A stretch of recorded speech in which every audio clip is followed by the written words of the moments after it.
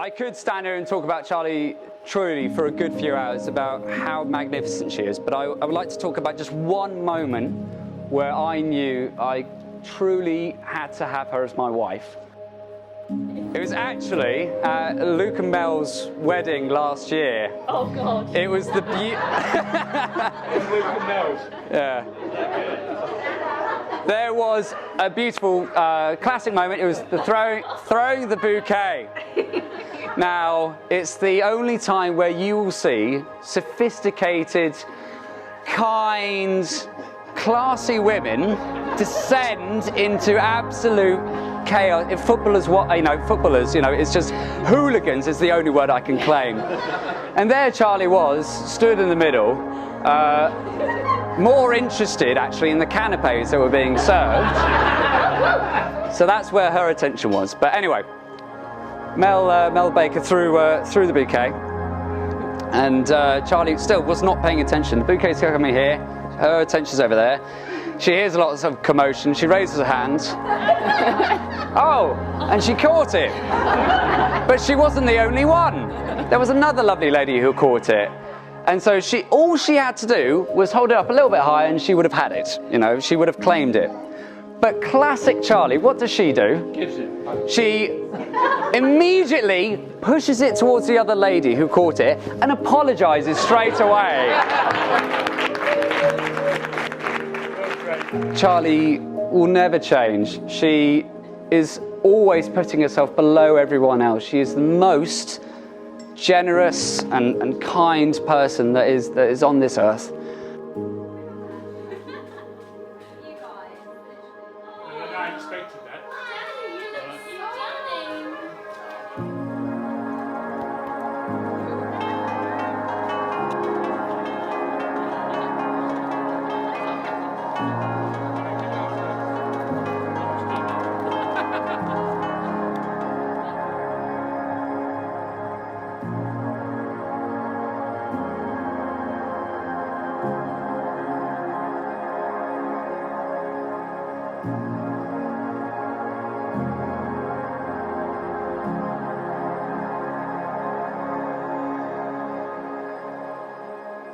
I, George William Buist, take you, Charlotte Elizabeth Hargraves, take you, Charlotte Elizabeth Hargreaves, to be my wife, to be my wife, To have and to hold from this day forward, from this day forward, for better, for worse, for better, for worse, for richer, for poorer, for richer, for poorer, for sickness and in health, to love and to cherish, to love and to cherish, till death us do part, to death us do part.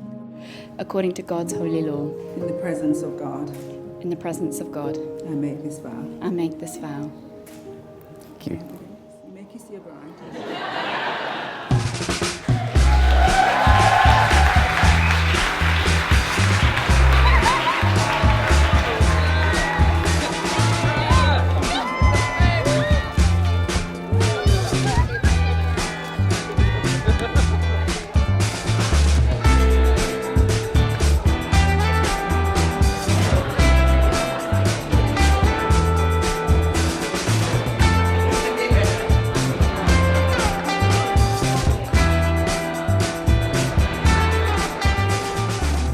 Spends his time usually about 100 feet up in the air, usually over the North Sea or the English Channel. So to ring me up and say, can I take you out to lunch? I thought he's either doing a runner from the job, or he actually does need to actually come and ask me the question. But I apologise to you, George, because he didn't have the chance. He walked through the door of the flat. I said, the answer is yes, let's go and have lunch. Now, George, you now have possession, wrong word, responsibility for probably one of the two most precious things in my life. So my eye's on you.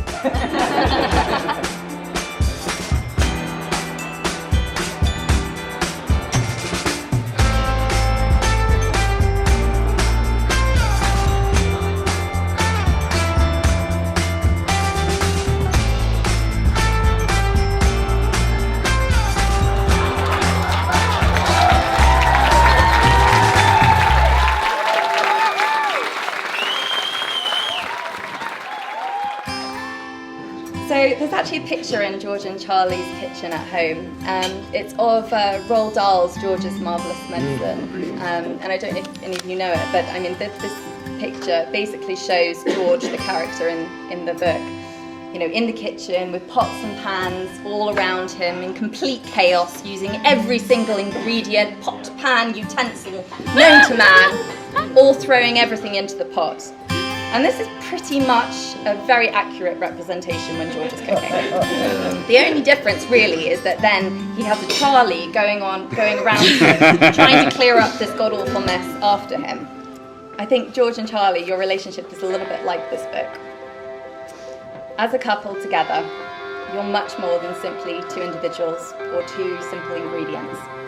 A truly magical combination that creates something most marvellous. So with that, I would like you to charge your glasses and raise a toast to the most marvellous couple, George and Charlie. George and Charlie. Thank you. George and Charlie. Thank you.